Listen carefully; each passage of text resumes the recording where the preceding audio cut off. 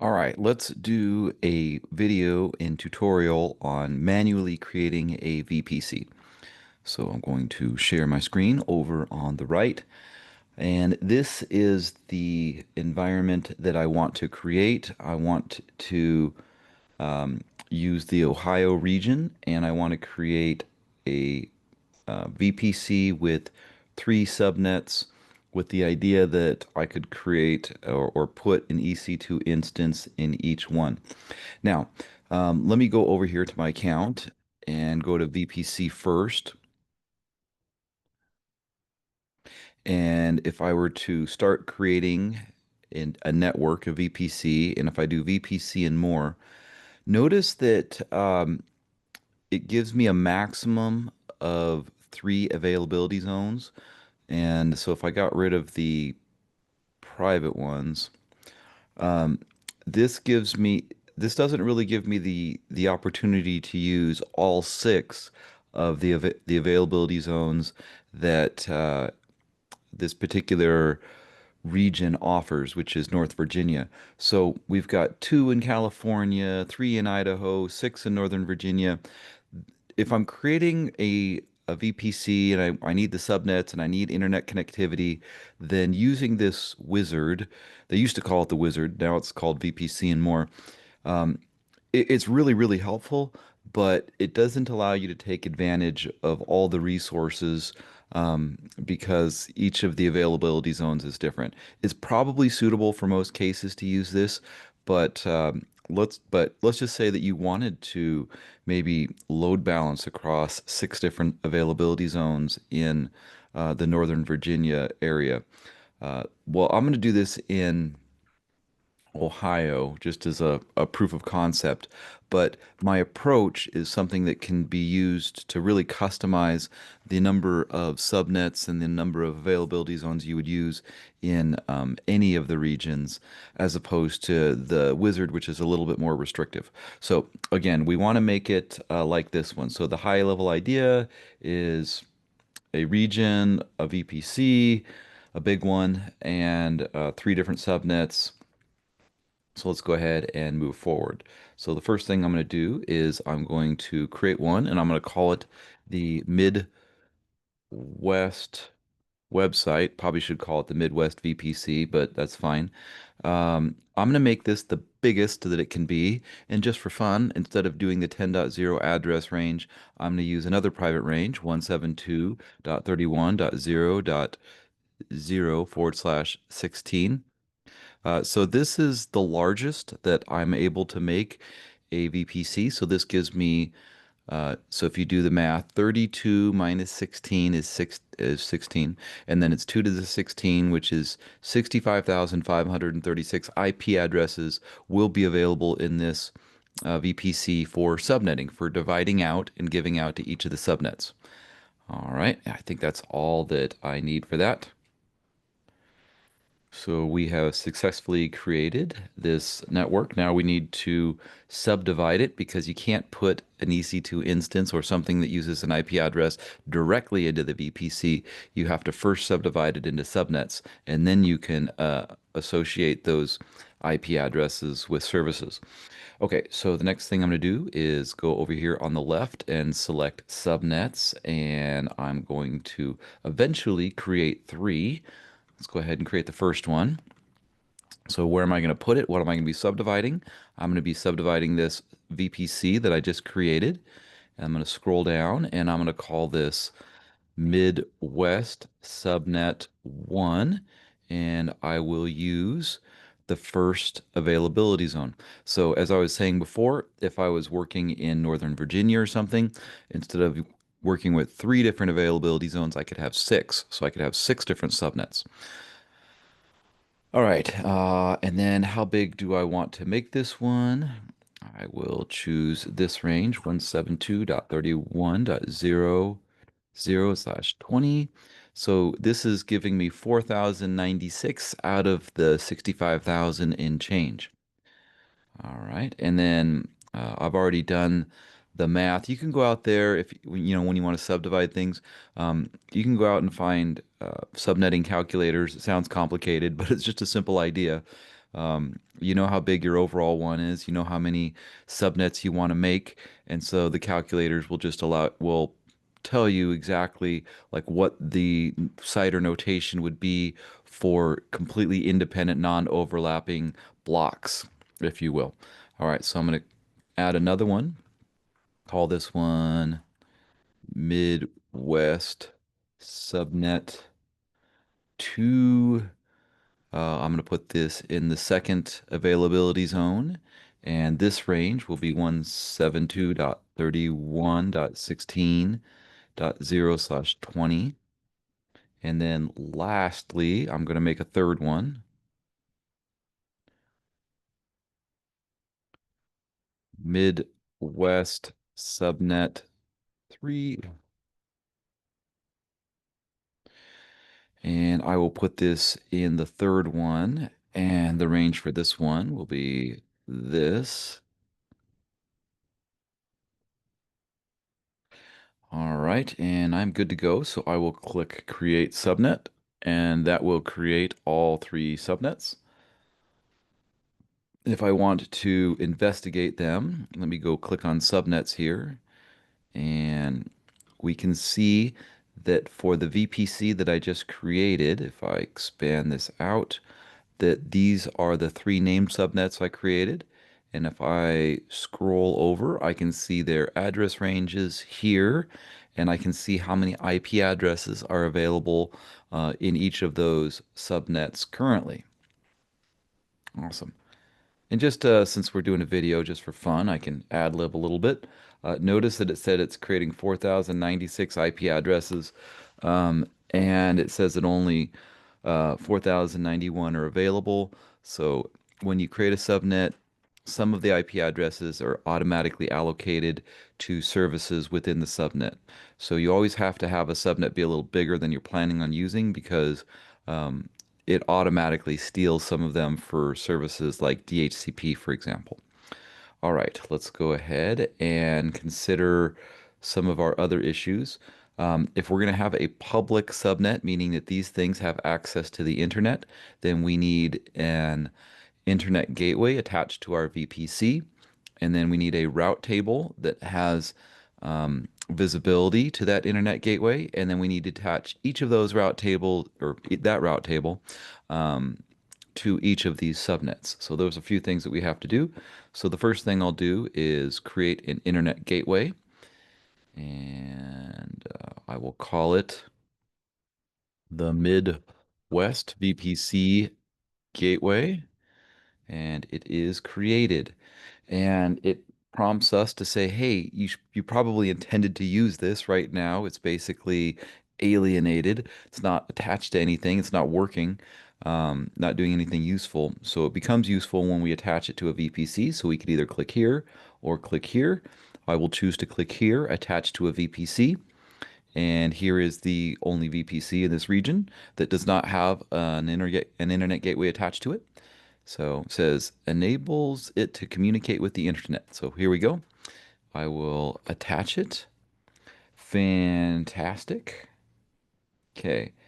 Now, in order to make them public, those being my subnets, I need to attach a route table that sees like I said before, a route table that sees the route to the internet through the internet gateway that I just created. So if I click on this right now, let's see what I see. It shows that there is a route table available. Sometimes right after I've created the subnets, it does not show that the route table is there. Um, that and this well anyway, let's look at the route. This one ends in F77. So sometimes when I first create it, there's nothing here that's listed, and sometimes there is. But regardless, if I go to route table for this, via that route table I was just referencing, it only has communication within the VPC itself right now. It doesn't allow communication to and from the internet. So I either need to edit this and add that additional route line, or I can create an additional route table and just associate it with the new route table. So either one is fine. But I have in my notes that Recently, when I was doing this, initially when I looked at this page for the first time, the route table connection there was not made, and I think it was just a delay after creation, and it took a while to show up. So it does automatically assign a route table to your subnet, but it's not suitable for doing anything other than having IP address communication go within the private subnet. Okay, so one of the ways that I can solve this problem is create a brand new route table. So I'll come out to here and I will click Create Route Table, and I'll call this Midwest Public Route Table and click Create. Oops, I need to associate it with the VPC. So it's a resource that technically lives within the VPC. And then it gave me the exact same route as the other one that showed up already as assigned to the private subnet. So I need to edit it and make it better. So I'm going to click Edit and add a route. And I'm going to say any rules that don't match this, I want that traffic to be sent to the public internet. And it's going to have a service number that looks like this. If I click on it, it shows me the available one. And now I will click Save. So now I will have two routes. All right, so now I'm looking at this route table. It has these two routes. I need to update my subnets. So I go over to subnets and I can click any of these and I can click route table, edit the association, and instead of being attached to this one, I'm going to select this one. Now notice it says main route table, and what that means is when I created the VPC, it automatically created a barely useful one that I could assign to everything that I create then that as part of subnetting. But I don't want to use that one. I want to use this one. And this one has my more expansive rules for communication, and I hit save. And so this is now a public subnet. I'm going to go to the next one, do the same process again, associate it with the route table that has internet access. And I do that 3 times. Awesome. So whereas a minute ago, if I were to launch an EC2 instance and put it into here while it had a limited route table, I wouldn't have been able to allow my EC2 instance to connect to the public internet and make use of any public IP addresses. But with this change, now I can. And let's see if I had any other things I wanted to do in here. I'm thinking, oh, okay. So let's just demonstrate spinning up an EC2 instance and putting it in any of these regions. Okay, so I'm going to type in EC2. And again, within the Ohio region, I'm going to click Launch Instance. I'll just call this Test. I will take my defaults. The part that matters is if I come down here and I click Edit. And instead of using this default one, I'm going to use the one I just created. And I can now choose any of the three subnets that I just created with 4,091 IP addresses available in each one. I will select the first one. And when you create your own custom VPCs, initially when it's first created, it doesn't have this feature pre-selected, which is auto assign a public IP. I will allow SSH access from anywhere. It will create a firewall rule called, for me, Launch Wizard 17. They're always sequential. That's all I need. Let me click launch. It will give an error message saying, hey, how are you planning on connecting to it? And I'll just assume that I'm going to connect via Instance Connect. So I will launch and it is ready to go. And by Instance Connect, what I mean is if I click Connect, if I use this integrated browser-based terminal, then that's a easy way to access things. So if I wanted to, after doing this, Um, I would be able to type in commands to do things like install a web server and it would work. Um, so I've just verified that I can SSH into here. And so I'm happy. If I wanted to, I could do any development on here that I wanted. But I just wanted to demonstrate primarily creating the VPC and doing it manually. And then you can drop in EC2 instances into it as you will after that. All right, so let's go ahead and quickly terminate this. So I will delete my instance. All right. And if I look at my list of instances, I see that it's shutting down.